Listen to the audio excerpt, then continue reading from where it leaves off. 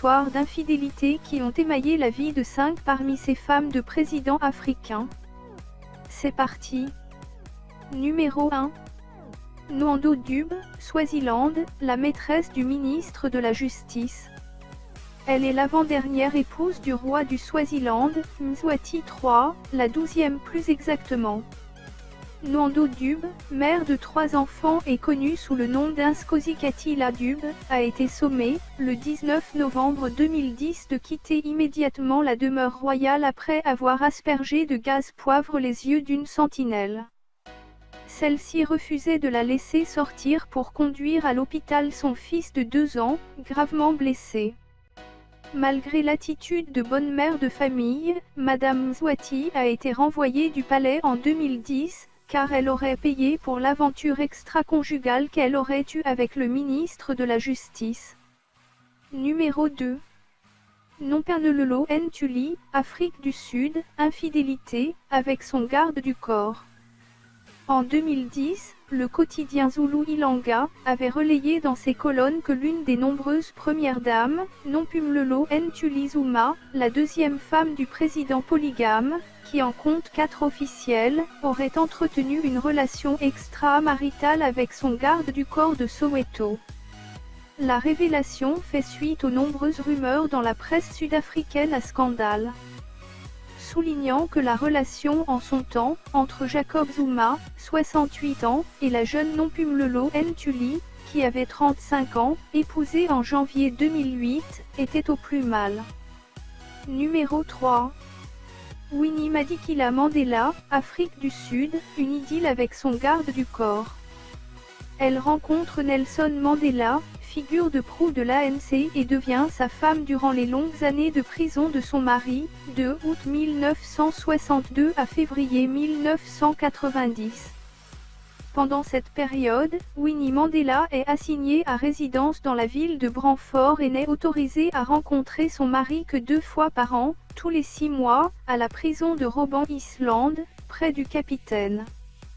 Bien que célèbre pour sa lutte anti-apartheid, celle qui se fait surnommer « la mère de la nation » verra sa réputation se ternir. Son garde du corps et ancien amant, Jerry Richardson, l'accuse de lui avoir ordonné de tuer un jeune activiste de 14 ans, membre de l'ANC, Stompie Seipe Moketsi, en janvier 1989. En 1990, c'est au bras de son mari enfin libre qu'elle semble regagner sa légitimité, mais celui-ci prend assez rapidement ses distances avec elle. En avril 1992, Nelson Mandela annonce sa séparation d'avec sa femme et met fin à leurs 38 ans de mariage. Le divorce est prononcé en mars 1996. Numéro 4. Vera Chiluba, Ambi, la maîtresse d'un homme d'affaires. En décembre 2001, Vera Chiluba, alors première dame de la Zambie, avait poursuivi pour diffamation Madame Tungva, l'ex-épouse d'un homme d'affaires, Archimali de Lusaka. 2 journaux officiels Time of Zambia et Daily Mail ont été poursuivis aussi. Ses avocats du cabinet, Josia Soko et associés, ont également adressé une correspondance à Madame Tungva. Vera lui a reproché d'avoir déclaré dans un communiqué de presse publié par les 2 organes qu'elle avait détruit son mariage et qu'elle était aussi la maîtresse de son mari à qui elle avait offert de nombreux cadeaux.